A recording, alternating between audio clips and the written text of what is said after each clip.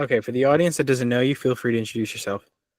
What's up, guys? My name's Mason. I've been making content for I think the last 5 years now. Been making skits. There were times where, I think when I was 15, I was rating people's dogs. I'm trying to think of all the things I've done. I've done public interviews. I kicked women off of my floor for my entire freshman year of college. And then most recently, we've been making skits, and we're trying to start a series where we're going to go life maxing. We'll see how that goes. But great to meet you guys.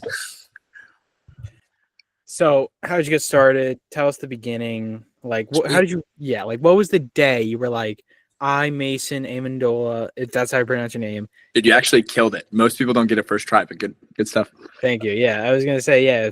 So, I, Mason Amendola, I'm going to start making content. What's the inspiration? Yeah. So I would say that there were a lot of subtle beginnings. Like there were a lot of subtle beginnings that led to the one day being, okay, now I want to do this. So whenever I was like, dude, when I was 10 years old, I think the first thing that I ever spent my savings account on, like I had all this money that I'd saved up from years of like Christmas, birthdays, etc. First thing that I spent my money on was like a capture card because I wanted to start recording gaming videos. Thankfully, those never made it out of the SD card. There are a lot of crate openings on Rocket League, etc., that I made with my friends when I was like 11. But I could never really figure out the editing on YouTube. It was always kind of too big of a bite to take. It was more than I could chew per se for like an 11-year-old. So I just kind of kept the idea in mind. And when I was 14, I started making Fortnite videos. My buddies and we made a clan, and it was called PB. I don't even think we know what it stands for to this day. But I started like basically just posting like content on Instagram, realized that there was kind of more of a game to social media than I expected. Like I kind of was under the impression that it was a lot of luck. But when I started to try some different things, like my Fortnite videos would start to pick up traction, right? So what I realized with this was like, okay, I'm making all these Fortnite videos, but let's say that things go well. There's nothing really for people to attach themselves to that's me. It's just this Fortnite account. Like it's just clips. There's not really a whole lot of depth to this. So then TikTok started to get popular. This was around like, I think in between 2018 and 2019 was when it really started like firing up, right? So July, I don't remember the exact date, but July 2019 was basically when I started making content. I started making thirst traps. I thought I was cute. I started making thirst traps and like started making like just videos like that were kind of similar to what I do now in a way, skits. But they weren't all that great. If you go to my account and you press oldest, you can still see some of them are up. I haven't bothered to take them down, but don't do that. But I would say that was when I started. I started basically just in 2019 because I thought TikTok was a really cool opportunity where that previous kind of halt that I had with editing being a little bit overwhelming.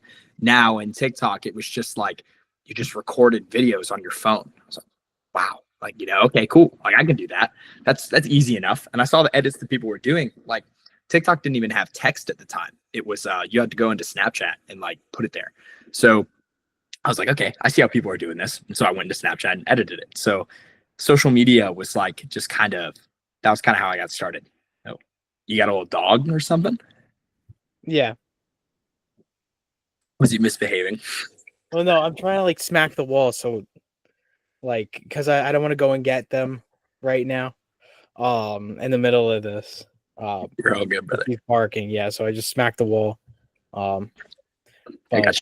Yeah, no. So if you see me like bang something against the wall, that was why. All good. Yeah, no. So I was gonna say, so you kind of had this really long career. I found you through Snapchat and Instagram, right? Yeah. Now, so there's one video I got to ask about, the egg video. So the egg video, you didn't get it? I didn't get it, and I feel like a lot of people didn't get it either. In the comments, everyone was like, "What does this mean?" Really? Like, yeah. So it's like you, and for the context, everybody's like, "Okay, you catch bro making a big mistake." But what's the mistake? Like unhatched, but they are unhatched. So it's counting your chickens before they hatched. So the reason that they were labeled unhatched was to draw attention to them being counting the chickens before they had hatched. I'm trying to find it because we made 2 egg videos that were just based on puns. Yeah, because I found that and I'm like, this doesn't make sense. Like, there's something I'm missing here. Yeah. So there's chicken count unhatched in parentheses. So that's don't count your chickens before they've hatched. And then the other one is, what is this? Oh, it's putting all your eggs. It's putting all your eggs in one basket. What's the other one? Sorry. Yeah, I was gonna say. You're good. So you went in from TikTok and Fortnite, but then you got into Snapchat too. Yeah. And also too, where did going from Snapchat, where did Snapchat come in? Like, when did you do Snapchat? So Snapchat for me was so I got into management whenever I was like, I think I was 16. I was picked up by a management called Henson. And my manager, he told me, he was like, listen, like something that we do at this management is Snapchat verification. But the way that we do it is you got to be posting spotlights like all the time. It's like, word. Okay. So Spotlight is like, I mean, I'm sure you know, it's like the TikTok of Snapchat. Like you scroll all the way to the right, I think, and then you can see like, you know, short form content just like you would anywhere else. So literally like for Snapchat, all I did was I just started posting, like reposting 2 of my videos a day. There'd be some like repeats, there'd be some like, you know, places where it would kind of like converge. But at the end of the day, it was just posting a lot on Spotlight. And I think being one of the first people to do it, I don't think there was a lot of competition early on. And so posting, and just like keep banging my head against the wall until finally like something worked. And so the manager actually never verified me. I only got verified like a couple months back. It was, I want to say it was like probably 6 months ago by now. But I just started like I just started trying to do all the right things with posting to get verified so that way I could like make a case for myself. So that's pretty much what I was doing, just posting 2 spotlights a day. And then I started posting like, I think it was like 40 or 50 story posts a day. And bro, that's taxing. That's a lot of story posts. That sounds like that's a very first world problem. Oh, that's taxing. But it's like, dude, it's just a pain. But all that to say, that was like the best practice that was given to us for Snapchat. And then I went to Snap School, which is like an event in Atlanta where like the heads of Snapchat, like Brooke Berry, Francis, all these people, Monica, like all these people come who pretty much lead the creator development of Snap, and they like teach you what to do. And it was what I'd been doing, which was like super cool. So with that being said, now where did your Instagram account blow up? Like, how did that really? Because you have a good amount of following on Instagram. That's like 150,000 followers, I think, around on Instagram. Something like 300K, I want to say, on TikTok. Not TikTok. I'm sorry, Snapchat. Yeah, I have 350. Yeah.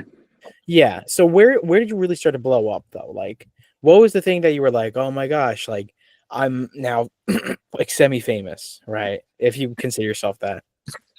Whatever word for it. I think for me it was so I got introduced to somebody very early. His name's John Casterline. And John Casterline, his username is H1T1. And so I met him whenever I was like just starting content, and something that he put me onto, he was like, what you need is you need to make a series.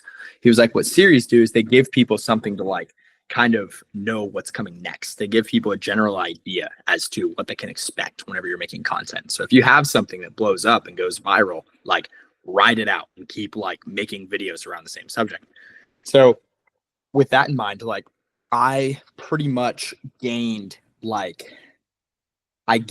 probably like 100 to 200K doing like 8 different things, which makes it so like interesting now because it's hard to know like where to go next as far as with my audience and what they want to see, etc. Because I've just like gathered so many people from such a variety of things. I would say for Instagram, my Instagram, I gained 40K on Instagram from posting on TikTok that I would rate people's dogs if they followed me on Instagram. So they would have to follow me and then DM me a picture of their dog. And like these videos where I was rating the dogs were going viral. Like the first one that I made had like something like 4 million views. And I gained like, dude, this was crazy, dude. I was like 16 and I gained like 40K Instagram followers in like, dude, I want to say it was like 2 days, bro. I was tweaking because like I'd wanted this for so long. And then what sucked about that was for a while, like then my followers started going lower and lower as I didn't rate everybody's dogs on a video, because there were like, dude, there were thousands. There were 40,000 people who wanted their dogs rated. It's so funny to talk about this in retrospect because it's such a stupid idea, but it just, I don't know why it worked. This is just how TikTok operated. But anyway, so basically I gained 40K through that, decreased in like 10,000 followers because a lot of people wanted their dogs rated and did not get that. And then as college started up, I started making like college videos on my floor, and those started to do really well. So I posted skits and those videos, and that's probably like the biggest push of how I got to like 150K. Talk to me about getting recognized and if or when or how people know you in real life and how they interact with you there. Yeah. So I used to go out to the bar a lot, like my freshman year, like, but I didn't really know Jesus then. And so like, I didn't really have any reason not to. I just gotten out of a relationship and I was super excited just to, you know, be in a college town with a bunch of new people. And dude, when I was making videos that were blowing up, dude, when I went down to those bars, because everybody has that liquid confidence where like they were not scared to approach. Oh my gosh, I used to get recognized, dude. It'd be like 10 times in a night, which was freaking awesome. Like now, if I left my college, it's not nearly as like dense or not nearly as many people who know per se, at least at that time. But now, like I would say I get recognized a lot like on campus. Like I go to UGA. So whenever I go on campus, I get recognized. I remember the first person that recognized me was this little girl who's like, dude, she was like 8 years old and she recognized me at a coffee shop and asked to take a picture. I was like, that's so sick. But I don't really mind it. Like it doesn't really bother me at all. It's like, I want, like, it's not like, how do I describe it? It's not like it came about without me taking a part in it. You know what I mean? It's not like I'm going to be pissed at somebody for approaching me and be like, yo, I watch your videos when I've posted like 1,000, you know, I feel like that'd be a little inconsiderate. So I would say getting recognized is super cool. One of the cooler ones that I had was so Georgia played TCU in the national championship. And there was a guy like who was wearing a TCU hoodie who walked up to me and was like, bro, you're the guy who makes the videos. And dude, I kind of thought like he was screwing with me because like he was on the other team. So with the, you know, the rivalry going on, I didn't like, you know, want to feed into it and then him be like, nah, just kidding, loser, or something like that. Like, I don't know why I was like low-key scared. But yeah, I mean, that's probably, I think, all I would have to say about getting recognized. People tend to suffer more in imagination than in reality. So, you know, and how old are you now, if I might ask? What's your age? I'm 20. You're 20. Okay, so you're only 3 years older than me. I'm 17. Yeah. So awesome, bro. It's cool that you're starting this. Thank you. I say starting it. You've been doing it. I saw a lot of the guests. Dude, I listened to one of the guys' podcasts, The Crime Guy. Dude, he's awesome. There's a million crime guys, dude. Which one? Dude, I think his name was Matt. Yeah, Matt Cox. Yes. Yes. I've heard it before. Really good.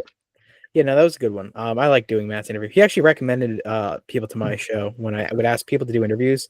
Yeah. They would call him and they'd be like, "Oh, Matt was on your show. This kid's show who's reaching out to me." They would call Matt, and Matt would be like, "Oh yeah, George is a good kid." So I have good things to say about Matt. It's awesome. I'm glad. Yeah. As a former con man, like because he was a former con man, he's like one of the most honest guys you'll meet. That's sick. So you think? No, I'm just kidding. I mean, I hope. Yeah, right. Who knows? I mean, you know, it's funny I say that because he even says it's like it's so hard to commit a crime at this point, like with his everything. Like if he were to even get sued, no judge is ever gonna take his side.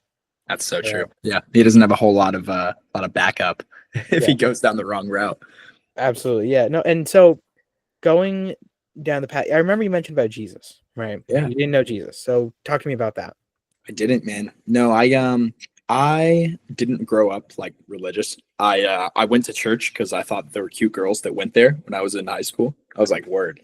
You know, if this is where I can meet really cute girls from all different schools and they have morals, the more the merrier. I wasn't really opposed to like the idea by anything. Like I always definitely admired people who were set in their faith and who like were really in with God. And so I just hadn't really had like the proper introduction. So I started, I'm trying to think of where I could start with this to make it cohesive. So in college, I would say in college is when I really started focusing on my faith. There was this girl who I thought was super pretty, and I, I started talking with her, right? And I knew that she was into the whole God thing, right?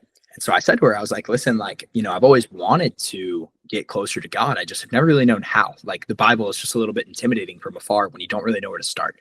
And so she was like, all right, just start with the 4 Gospels. I was like, fair enough, right? So I started reading the 4 Gospels, and actually before that, I needed to get a Bible. So I went to the bookstore at UGA because I figured, like, man, Bible's the most popular book in the world. This place is called the bookstore. It's got to be here. So in my head, I had this this kind of idea of like a nice Bible, like one of the ones with the leather cover, and stuff. Not that I need a Bible with bells and whistles, but if I'm going to get one, I sure enough might as well have a cool one, right? So I go in and I go upstairs to, kind of ask questions, see if they have a Bible. And they're like, no, we don't have any Bibles. The only ones that we have are used. It's like, well, all right, fair enough. I've never heard of a used Bible, but sure, yeah, I'll buy it. So I buy the used Bible, and it's like trashed. Like the somebody really was into it, which is great. But for me as a second user, I was like, man, somebody's really gone through this.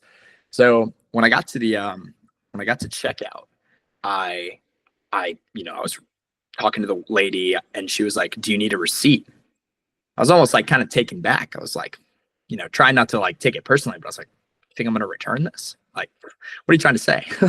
So I was like, no, I don't need a receipt. She's like, you sure you don't want a receipt? I was like, no.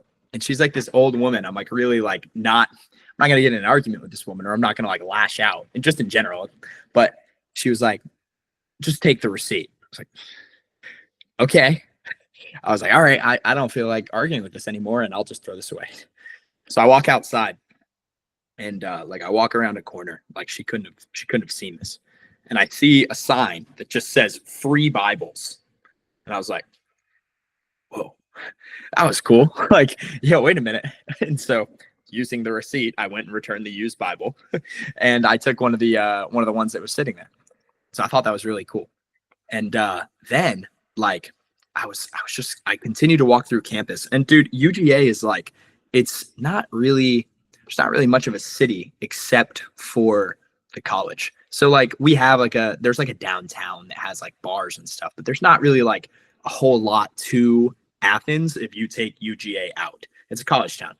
So it's also like very in the midst of like project housing and stuff like that, but you never really see like homeless people or anything on campus. It's like there's a force field, bro. I don't know how it happens, but like you just never really see a lot of like homeless people or anything. But this guy was like just walking right he was like walking right through campus, and I was like, oh, like he like made eye contact with me. He was like, hey brother, like I just wanted to come up to you and talk to you, man. I just could really use a blessing right now. And I was like, oh man, like after this thing just happened with the Bibles, I was like, man, I'm convinced. I was like, what do you need? He's like, man, like my family, like we just we want to stay at a hotel tonight, and it's like 20 something bucks. Like if there's anything that you could give, like it'd be great. And dude, I had the exact amount in my wallet that he said he needed.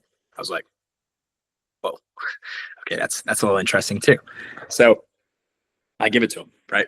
And so I call the girl. I'm all excited. I'm like, man, like this is awesome. Like I don't know what's going on, but I like it, And so I keep talking to that girl. We keep talking. She's actually in high school at this point, but we're talking.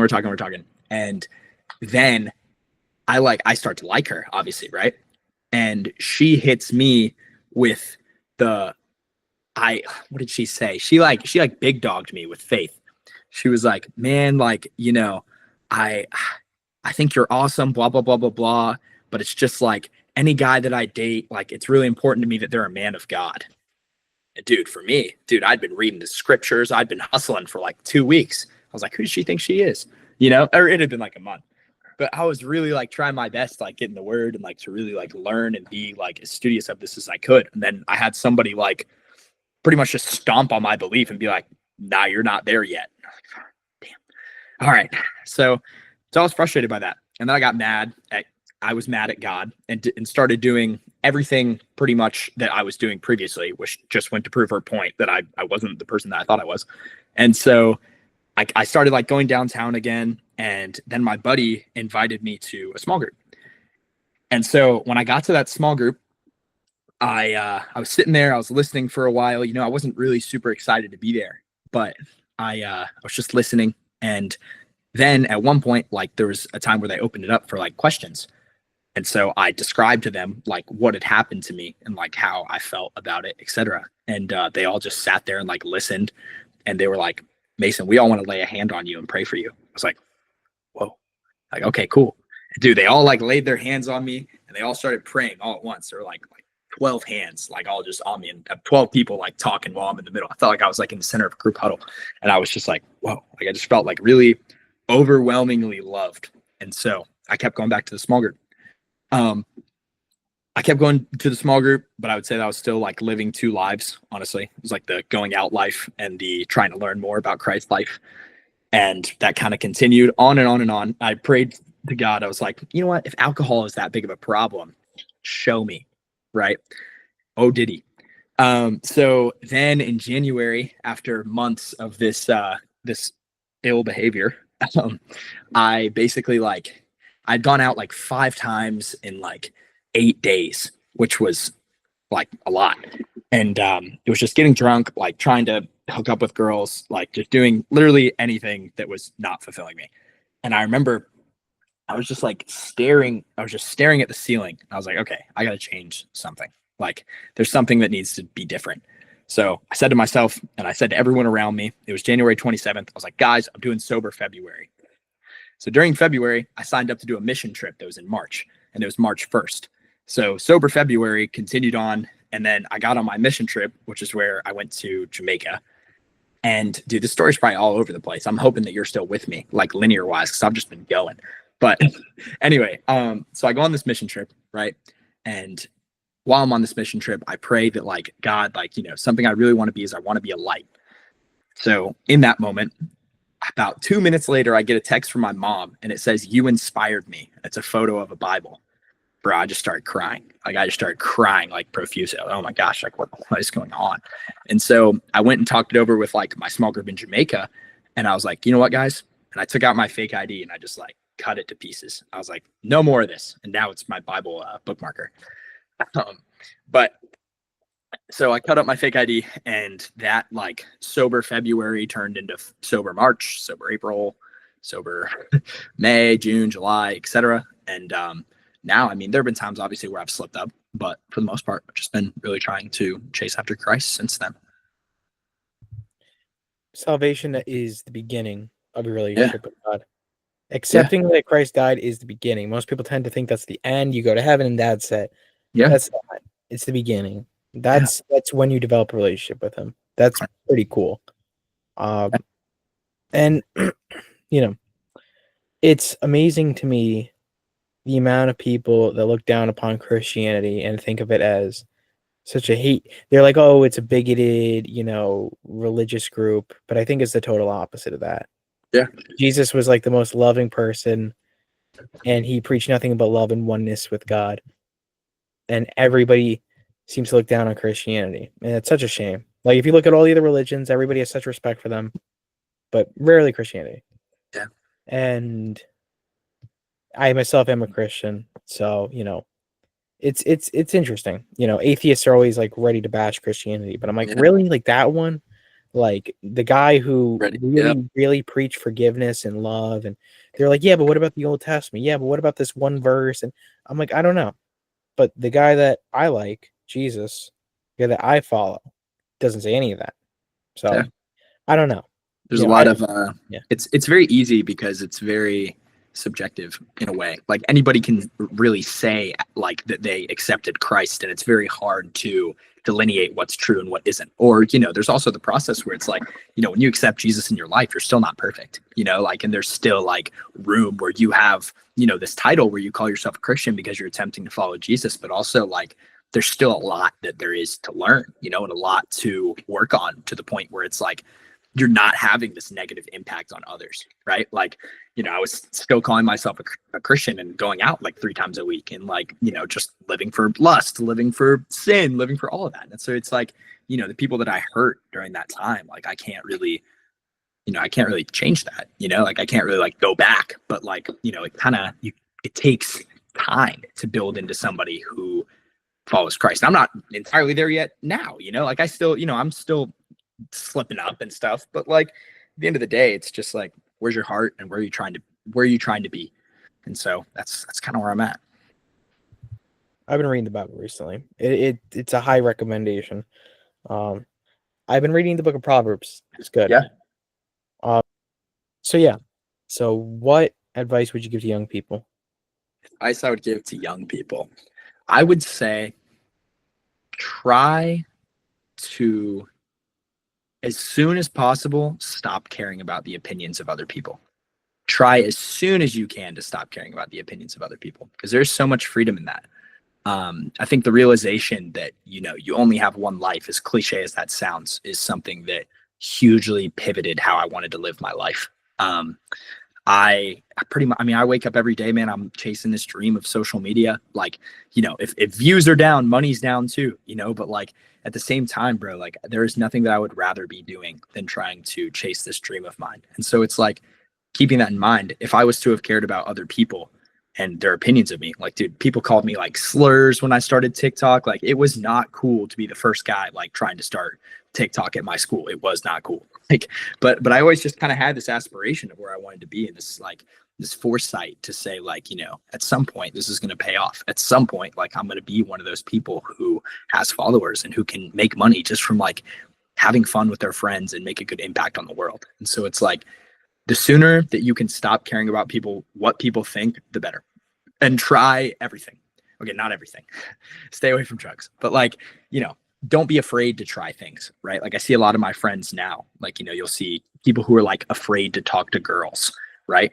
And I mean, the thing is, they just haven't been doing it. Like when you're young, you have all the time in the world to just start trying things with virtually no sort of like expectation or no backfire at all. Like everything that you do, like if you start lifting right now, everybody's starting to lift when they're young, right? Like, or nobody has yet. So don't be afraid to just like start trying, you know, whatever it is that you want to do, try and start positioning yourself towards that as soon as possible. And don't let other people dictate what that looks like. Who do you think, or not who do you think, but what do you think is an underrated skill or habit? An underrated skill? Or habit, or habit.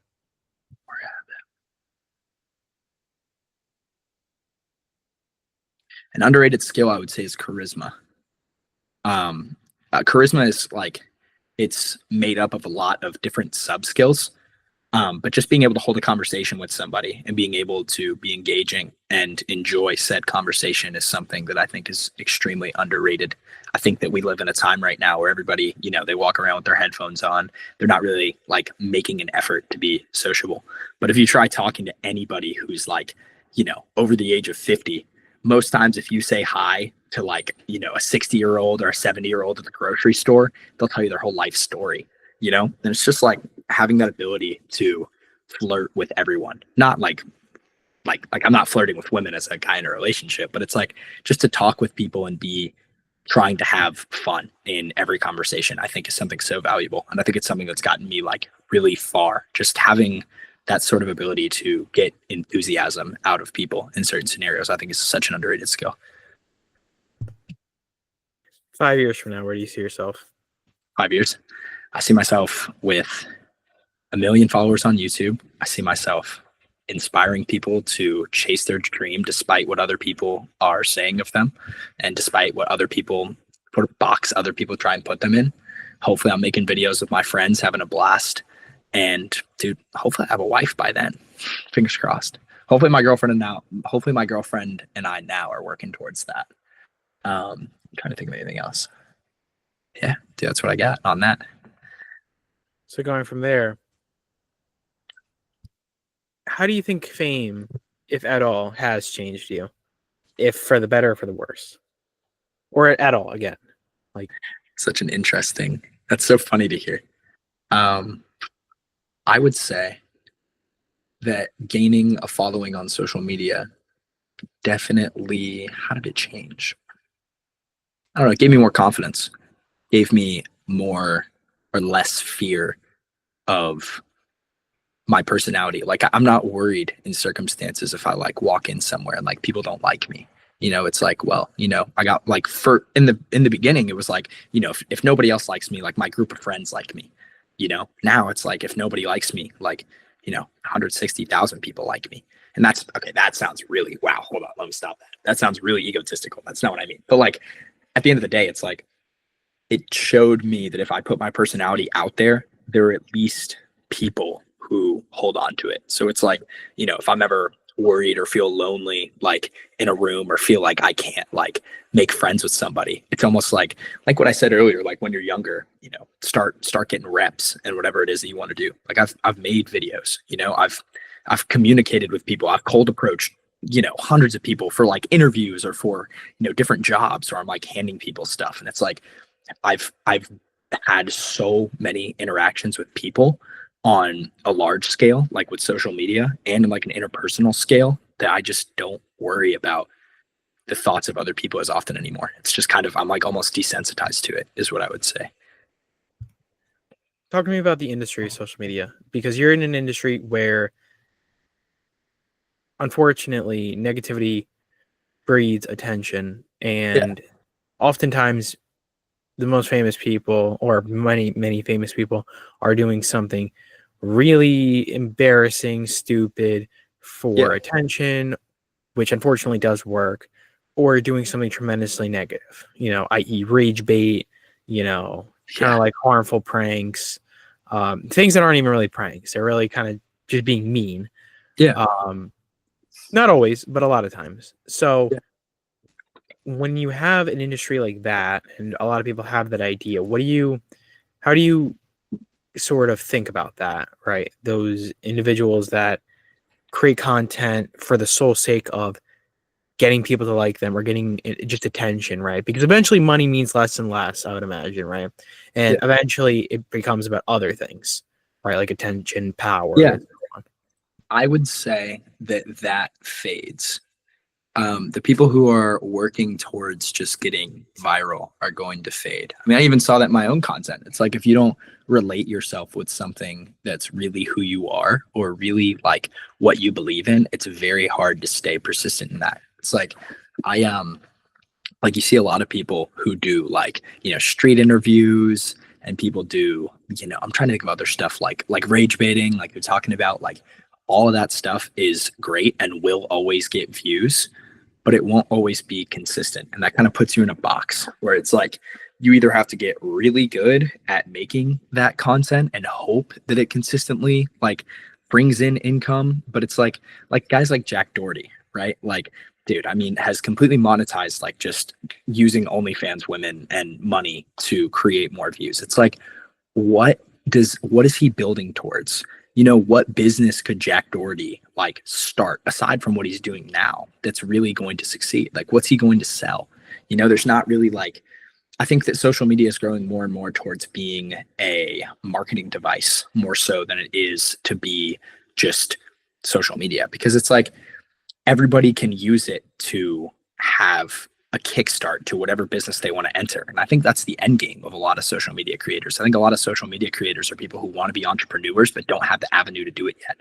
And so it's like, I think that's the end game, or at least it should be for a lot of people, is like view monetization will not create a stable life for you. Having a bunch of people who are diehard and who love your content, that will. People who love you, that will. Like, that sort of authenticity and growing that connection with your audience is what will stick around.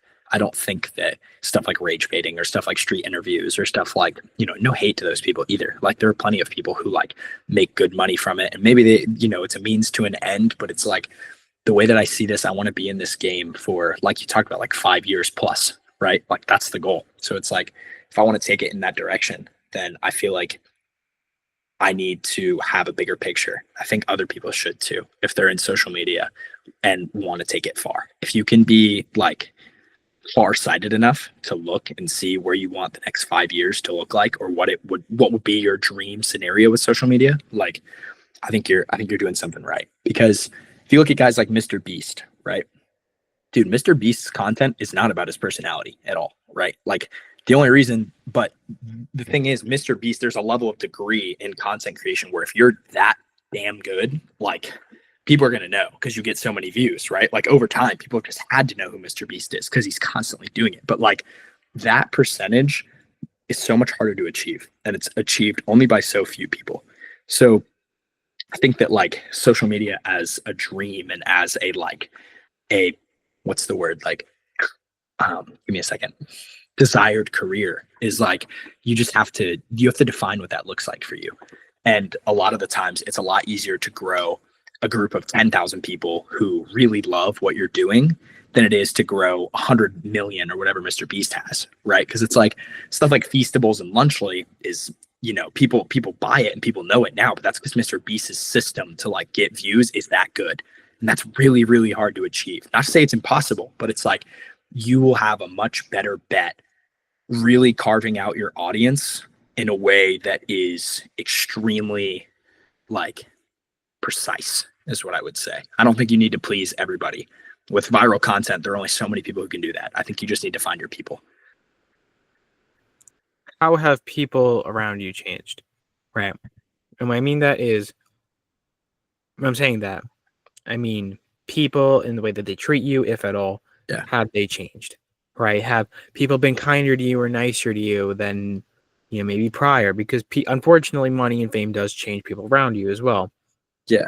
So, yeah. I'm sorry. I want to make sure you finish the question. No, I'm done. Yeah, I'm done. Okay. I would say that at first, like people would say like, "Oh, you're gay," you know, or "Oh, you're like," you know, that's honestly what they would say. That's not like me, you know, trying to just throw that out there. Like a lot of people just had a lot of negative things to say, and a lot of things to say that it wasn't serious, that it wasn't going to work, that I should spend my time doing something else. And now it's, yeah, bro, I'm rooting for you. Like, yeah, you got this. Yeah, come on. Like, yeah, I'm so proud. It's like people are only going to be proud if you do the thing. Like, it doesn't have to make sense to everybody else in the beginning. You know, like it honestly didn't, it barely made sense to me why I was doing social media or what I was doing on there. Right. But I just knew, like, I just wanted to figure it out. And so not being afraid to figure it out was super important, and how people perceive me really changed based on that. Like at first it was like, yeah, you know, they had no reason to believe in you. You know, I don't know. They had no reason to believe that I was going to do anything different. They had no reason to believe I was going to do anything great or anything cool. Like if you would even call it that, like I hadn't proved it to them yet. And so I think once you prove to people that you can do the thing, they start to treat you a little different. There's a quote by Einstein. It's like, you're crazy until you're crazy until it works, and then you're a genius, or something like that. And I'm still, you know, I'm still working. Mr. Beast. What'd you say? It might have even been Mr. Beast. I remember him saying that. Yeah, but they're I would say I wouldn't call myself genius level yet, but in social media, I'll call myself moderately intelligent. Like, you're crazy until you're moderately intelligent. So people's treatment has shifted somewhat, but also, like, you know, I've had like the same friends since I was like very young. So it's like, you know, in a lot of ways, it doesn't, like, it's so funny to hear like when you're like, oh, how is the fame, like, you know, change things? And it's like, dude, I feel like I'm still 17 like you are, bro. Like, I don't like, because I'm not in a lot of scenarios where, like, I haven't gone to like a VidCon and like seen like if people react or not, etc. So like, I don't know. Like I'm excited to see what the future looks like. But for now, I hang out a lot with the same people, so I don't see a whole lot of others in that regard. Well, going from there, what does your dream life look like? Right? What do you want out of life?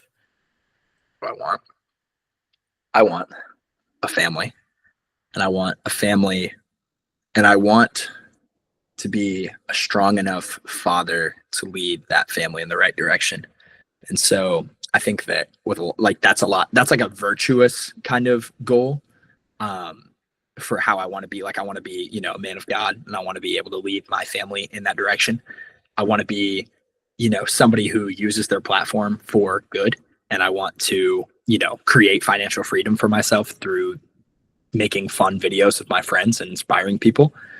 And then as far as, I think something really cool would be to be able to donate money to people who do not have the same opportunities as I did to grow up and to chase that said dream that they have in mind. Like for you, dude, if I could buy you just like, a sick podcast setup or something, just to like almost put you on like a scholarship, like if there were scholarships for kids to chase their dreams, if they were serious about it, like, for a lot of people, college seems like the only route because there's so much like infrastructure around it. If there were scholarships out there that I could like be the provider of to help people like you who have aspiration and just really get like a way cooler setup and a way like cooler kickstart to get where you want to be, I think that'd be awesome.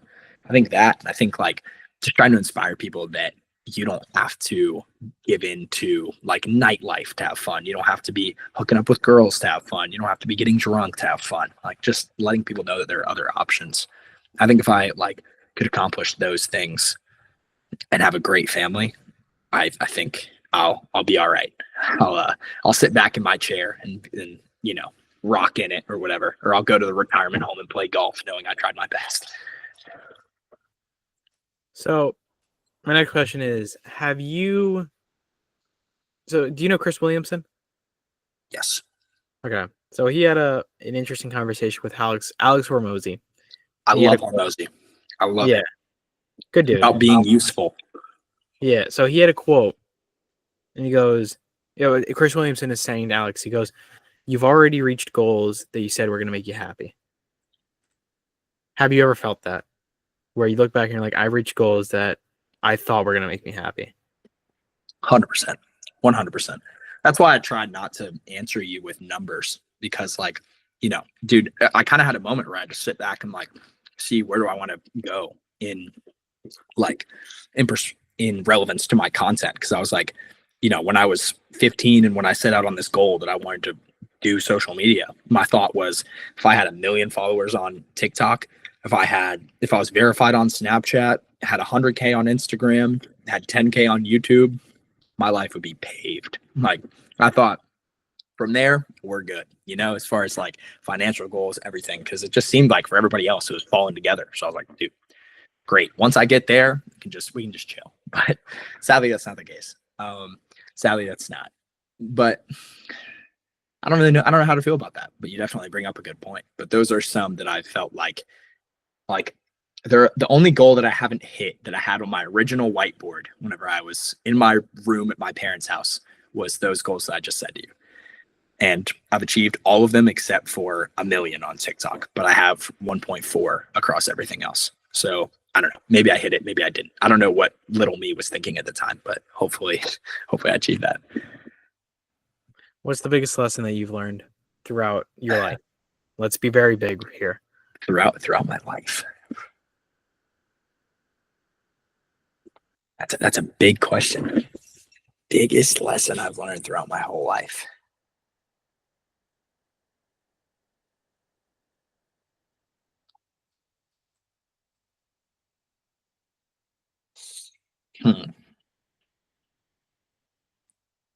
I really like the verse Matthew 7:7. I believe that is ask and you will receive, seek and you shall find, knock and it will be open to you. And I feel like if you truly and honestly go for something every single day and it's all you can think about and it's all you're obsessed with, you will make some form of progress, some form, whether that be your career, whether that be, a person of interest, whether that be whatever. Okay, well, maybe not a person of interest. I'm going to have people stalking people, but like just in general, like if you seriously put 100% into whatever it is that you want every day, life tends to reward those people. And so I hope that continues to be right because that's what I've seen so far. So fingers crossed. That's the lesson that I've learned and will continue to learn is what I would say. Do you have any advice regarding happiness? Right. Happiness. Or going back to what Alex Hormozy said about, finding happiness in being useful. He described happiness as something that's kind of like being hungry or being tired as some sort of like mood relevant thing. And I agree with that a lot. I think a lot of people chase happiness as something that can just be achieved and then it's over. But it's kind of like how you talked about with setting goals, like that terminates.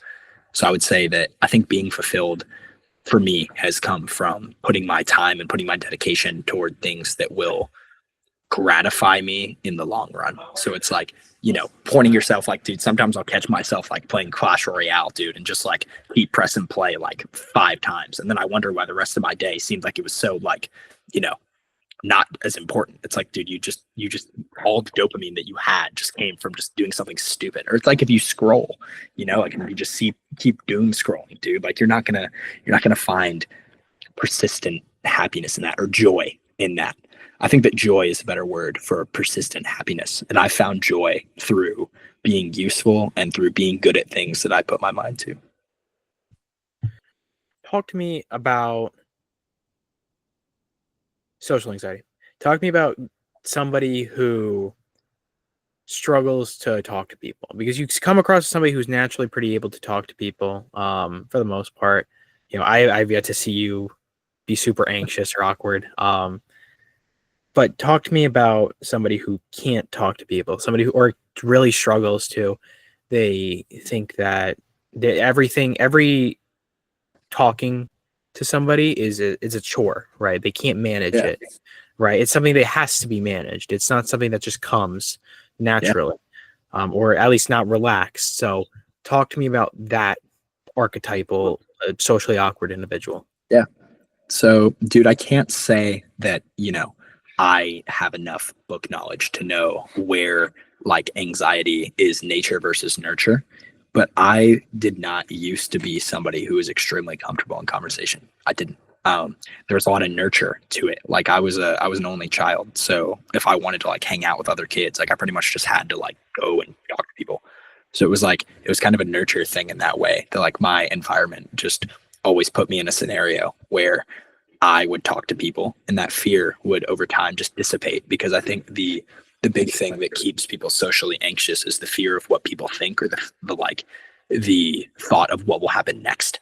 I think if you face that demon or whatever per se enough times, it just becomes less and less intimidating. I've never dude, I've walked up and tried to talk to girls and gotten turned away. I've walked up and tried to make friends and been told no. I've tried to, I've been in those situations, and I've done stupid stuff because I've just realized like the demon on the other side, or whatever it is that that person who's socially anxious fears, the way that you realize that it's not that scary is just by doing it. Once you do it the first time, it's a lot easier the second. Once you do it the second time, it's a lot easier the third, because you realize the worst thing they could say is no is real. And even if they say something way worse, it's really still not that bad. Do you have any favorite quotes? Favorite quotes?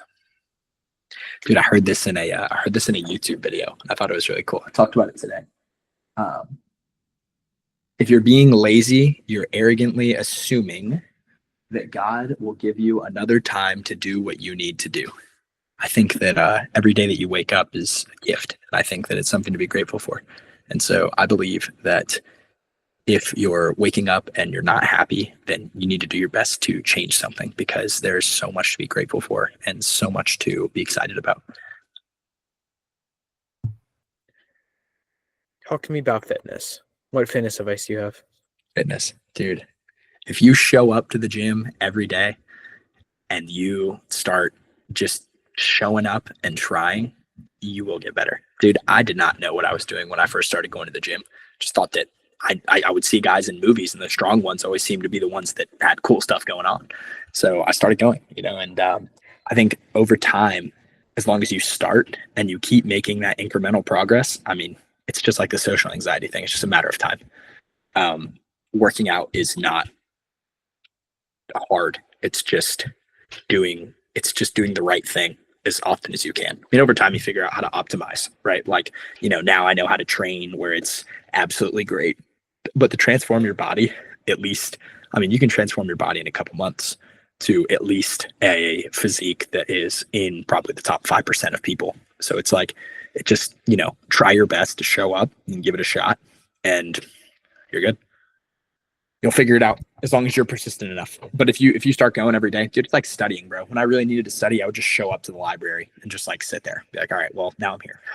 Let's try something. Talk to me about your schedule, right? So when you have 100,000 followers, 150,000 plus 900K on TikTok, plus 300K on Snapchat, plus I don't know how much, 10K on YouTube, you said? Yeah, working on that. Yeah. So talk to me about your schedule, right? How are you managing that? Every day you wake up, let's say, like what's as soon as you gain consciousness, what are you doing? Because some people start their day before even getting out of bed. Some people check their phones, some people. So what are you doing? I don't know if you're getting a glass of water, right? Like what are you doing the second you gain consciousness until you go back to sleep? Yeah. So right now with the gym, I'm trying to lose weight. So the second that I wake up, I go and I do fasted cardio at my neighbor's. I have a door. I live in the basement of our like college apartment. So I have a door. I walk out, go over to our neighbor's treadmill, 200 calories on the treadmill. Then I come back. I try to read a book or get in the word, one of the two.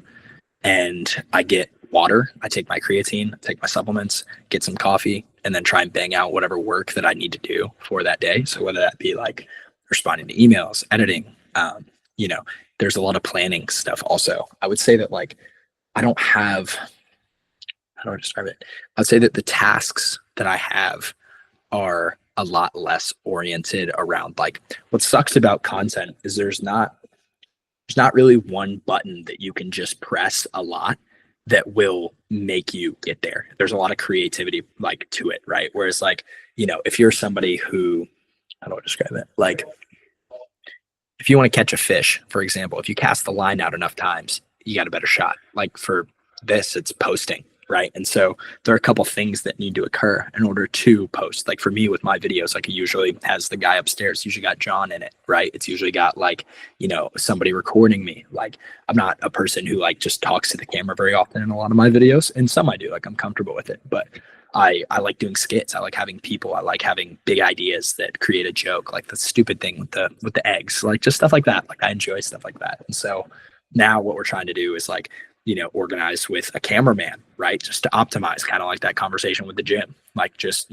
we're figuring out how to fine tune this process of content. And it's just, there's a lot of variables. So really it just looks like recording, editing, outreach / like emailing brands whenever they reach out, and posting a lot of posting, and a lot of carving out time to record videos, which feels so interesting at first because it's like, what are we really doing here? But over time, you just kind of keep pushing, and just try to figure out how to put out more content that is above like your line of quality control as to what is like deemable of worth posting. Talk to me now about the creative process. Like as we've been. Where did that mic come from? Has that been here this whole time? Word, dude. I just out of nowhere. Yeah. Continue to talk about creative process. I picked it up. I was gonna say, talk to me about the creative process. So, when you're about to make a video, what's the brainstorming process looking like? Are you going for a walk? Or are you in a shower? Because some people it's just doing things like going for a walk and then they write down an idea, and that's usually how ideas come about. But what does your creative process look like? Dude, there's a quote by Virgil Abloh, and I think that's how you say his name, but it's like, it's talking about artwork, and it's like some of the best art is like just 4% different than other art or something. I'll find the quote, but essentially, dude, we get inspired a lot by other people.